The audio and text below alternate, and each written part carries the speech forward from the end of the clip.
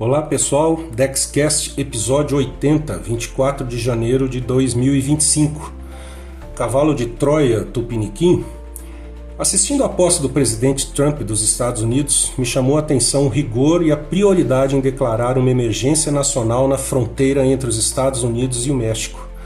Autoritário ou está prevendo o agravamento da situação de segurança, de questões econômicas e até mesmo de soberania? Os americanos conhecem muito bem essas ondas migratórias ao país. Basta ver aquelas desencadeadas em Cuba pela Revolução de Fidel Castro. Entre 1959 e 1962, 250 mil pessoas. O êxodo de Mariel em torno de 125 mil.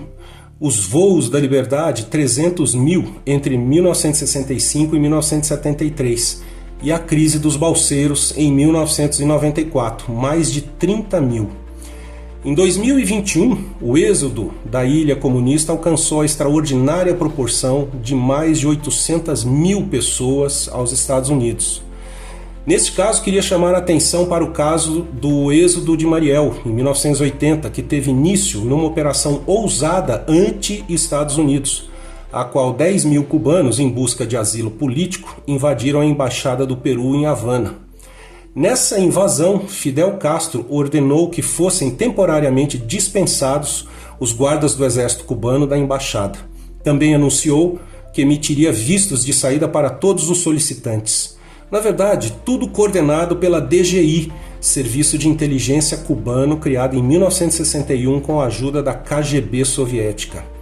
A história é longa e você a encontra no livro A KGB e a Desinformação Soviética, de Ladislav Bittman.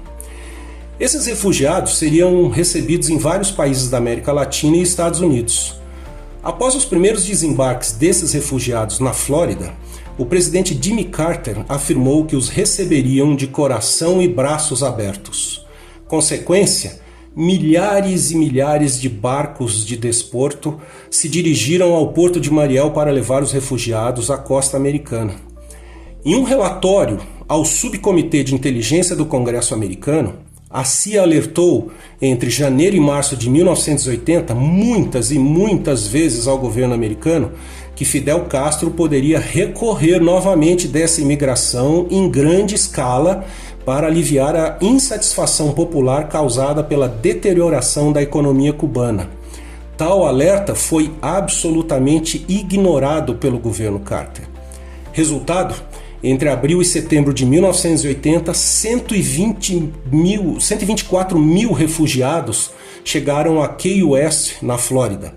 Média de idade, 31 anos, 70% homens, um quinto tinha passagem pela prisão, uma série de pessoas com doenças mentais, um quinto moreno suficiente para ser considerado negro pela população americana, pois Fidel Castro sabia que na região de Miami o desemprego entre negros era de 9% à época e havia ressentimentos dessa população com o governo. Com os cubanos chegando e tomando o emprego dos americanos, essa crise se tornou mais aguda ainda.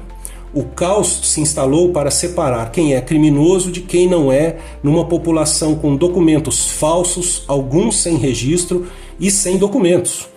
Bob Graham, governador da Flórida, decretou estado de emergência. Indivíduos com antecedentes criminais foram enviados para a prisão federal de Talladega, no Alabama, para aguardar deportação. Mais de 300 indivíduos fugiram de centros de realocação de refugiados como o de Arkansas, ateando fogo nas coisas e gritando liberdade pelas ruas. Confrontos violentos ocorreram em campos de refugiados como o da base aérea Eglin, na Flórida. Enfim, mais do que um cavalo de Troia, esse foi um alazão moderno de Troia para os Estados Unidos.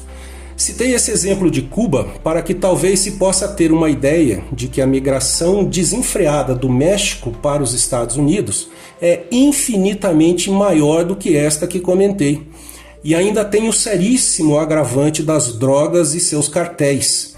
E aí, o que você começa a pensar da tal medida de Trump? No Brasil, estamos assistindo à migração dos venezuelanos no estado de Roraima. Atualmente temos em média a entrada de 400 pessoas por dia. Juntamente com a imigração, intensificou significativamente a presença de grupos faccionados aproveitando esse fluxo migratório. Hoje a facção criminosa venezuelana El Tren de Aragua já confirma domínio em determinados bairros da capital Boa Vista e articula sua parceria com facções brasileiras para se expandir em outros estados.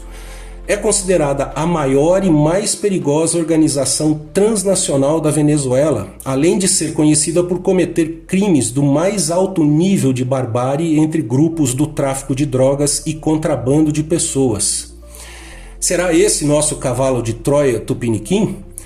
Pois bem, a questão aqui não é ser contra a imigração, isso de forma alguma, mas há uma questão maior em discussão aí. Temos uma competência estratégica para avaliar um processo migratório como esse que vem ocorrendo? Capacidade de identificar criminosos e não criminosos, como os Estados Unidos assim fizeram? Levando-se em conta o atual governo, caso seja necessária uma contenção migratória de grandes proporções como esta, teríamos maturidade estratégica para inibi-la e enfrentar uma enorme pressão internacional e midiática, como já estamos assistindo nos Estados Unidos? É isso aí, pessoal. Tenham todos um ótimo fim de semana.